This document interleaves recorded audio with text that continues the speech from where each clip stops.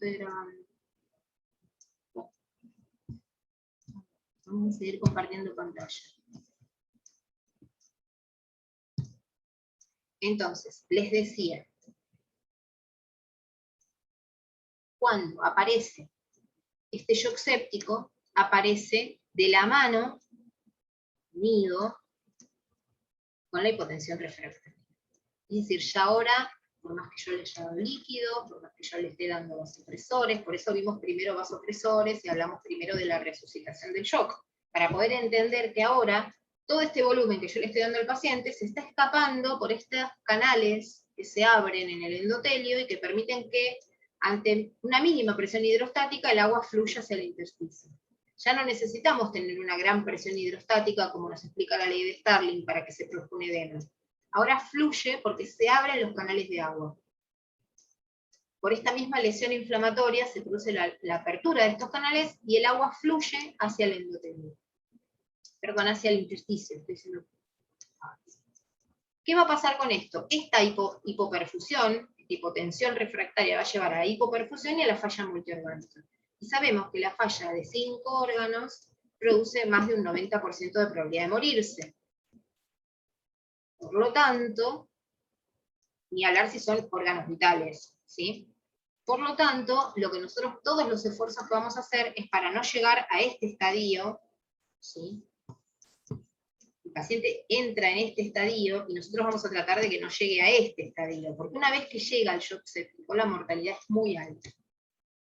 Es muy difícil que el paciente sobreviva, y si sobrevive, es muy difícil que sobreviva sin secuelas graves, porque va a pasar mucho tiempo en terapia intensiva, va a tener un montón de complicaciones propias del tratamiento en la terapia intensiva, y esto va a hacer que el paciente corra un gran riesgo de salir de la terapia intensiva muy deteriorado. Desde lo neurológico, desde lo intelectual, desde lo cognitivo, hasta lo motor, e inclusive a veces con secuelas respiratorias que pueden implicar hasta una traqueostomía o la dependencia de oxígeno, un montón de situaciones que la verdad es que, dado que la sepsis no respeta edad y no tiene una distribución específica, le puede pasar a cualquier paciente, esto hace que los esfuerzos para la resucitación inicial se nos pongan realmente como muy en la cabeza, ¿no? Lo tomemos como una cosa muy de conciencia.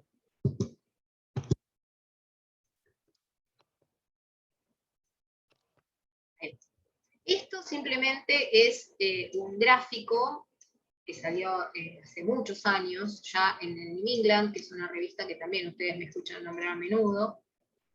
Antes era una revista de acceso libre para Latinoamérica, ahora solamente están algunos artículos gratuitos, pero en una época leíamos en New England porque era lo que podíamos leer, más que nada. Es la revista de medicina más vieja que hay en Estados Unidos.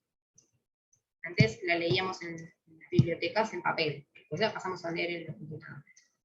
Fíjense. Entran bacterias, gram positivas o gram negativas, no importa. Hay sepsis, hay cuadros sépticos donde no se logra detectar si hubo una bacteria, un virus o algo previo a la tremenda hecatombe del shock séptico. Pero vamos a suponer que nosotros aquí lo pudimos detectar. Entran bacterias gram positivas o gram negativas, no importa. Bacilos o cocos, no importa. Estas bacterias, ustedes saben por microbiología, y si no se acuerdan lo recordamos, no hay problema, tienen una capa lipopolisacárida, ¿sí? o peptidoglicanos, según sean bacilos gram negativos o cocos gram positivos, que funcionan como antígenos, ¿sí? Despiertan la respuesta inmune. Estos son los que dicen, acá estamos, detéctennos, somos un germen, combátannos, vengan los polimorfos nucleares, chiqui chiqui el ejército de polimorfos nucleares, y ya está. ¿Sí? Acá van a aparecer los polimorfos nucleares a intentar comérselos. ¿Sí?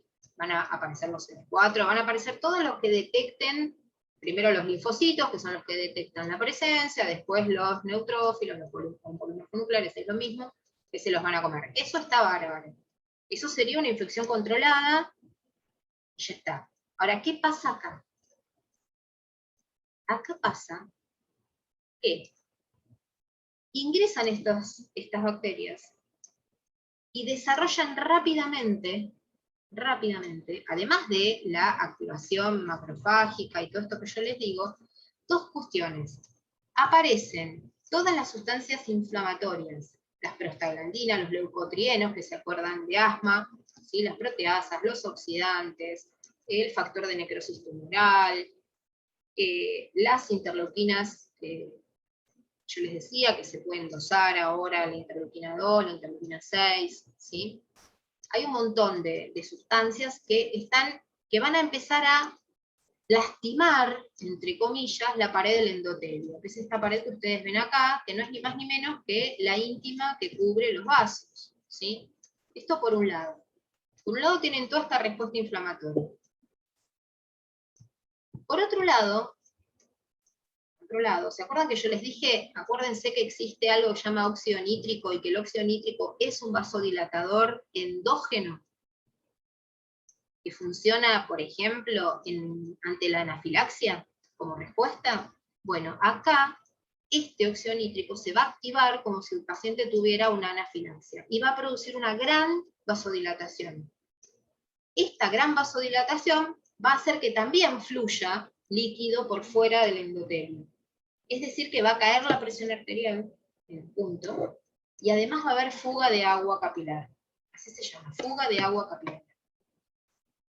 Es un mecanismo sumamente complejo, pero sumamente interesante, por eso me quiero parar un ratito sobre ese tema. Acá lo que están viendo es dos imágenes de la microcirculación, ¿sí? En pacientes en voluntarios sanos y en pacientes en shock séptico. ¿Dónde se midió la microcirculación? En el lecho sublingual. Se coloca un catéter, se apoya sobre el lecho sublingual y lo traduce en una computadora. Y fíjense lo que es la microcirculación normal, como cada uno de los vasos está llenito de sangre. Miren qué finitos que son. Estos son capilares, ¿sí? Y están todos llenitos de sangre. No sé si lo llegan a ver en sus computadoras, espero que sí. Pero si no está la clase grabada y lo ven tranquilas en otro momento. Pero están todos llenos de sangre. Ahora miren lo que es el lecho sublingual de un paciente con un shock séptico.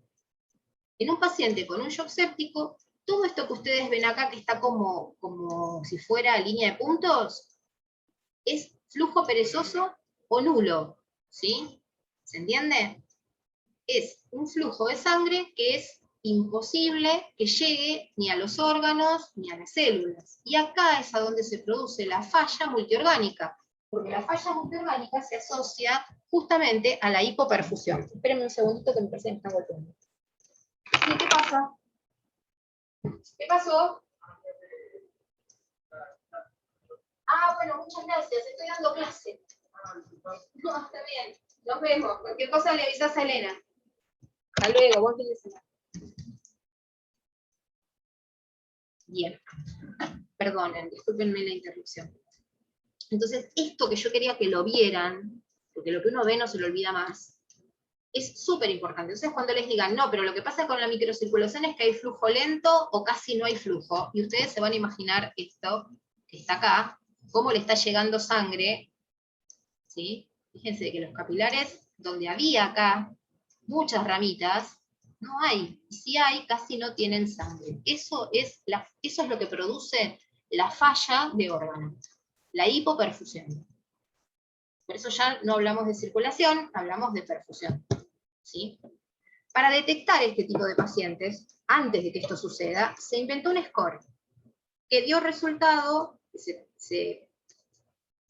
hay un score de terapia intensiva de gravedad que es el SOFA, ¿sí? Que es de falla orgánica.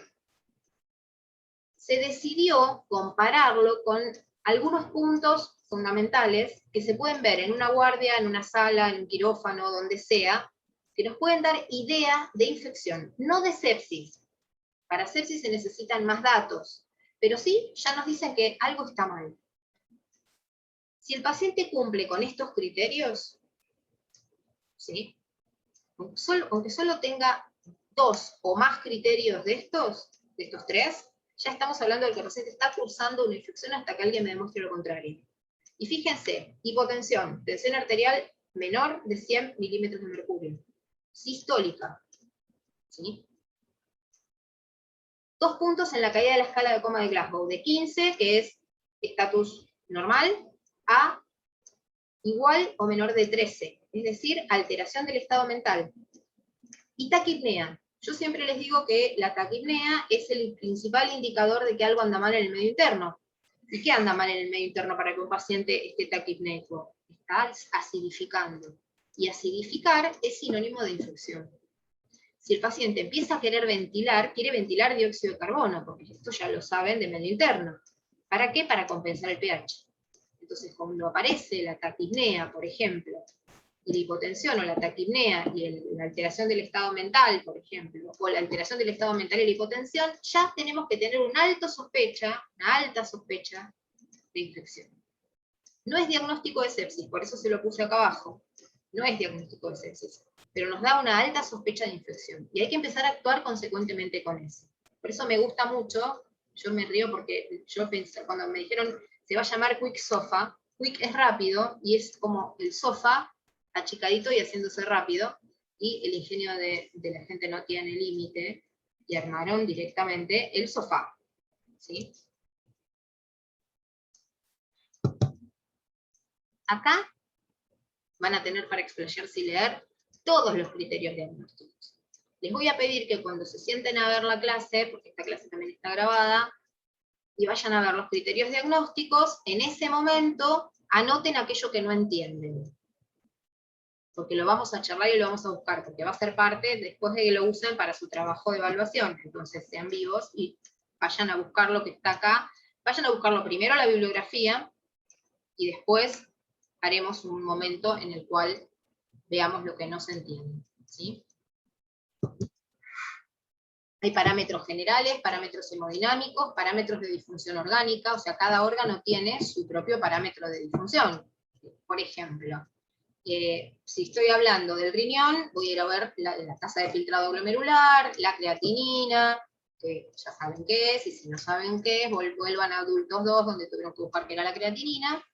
Igual los vamos a conectar de vuelta ahora, ¿sí? Pero la saturación venosa, que se les acabo de nombrar hace un rato, ¿se acuerdan?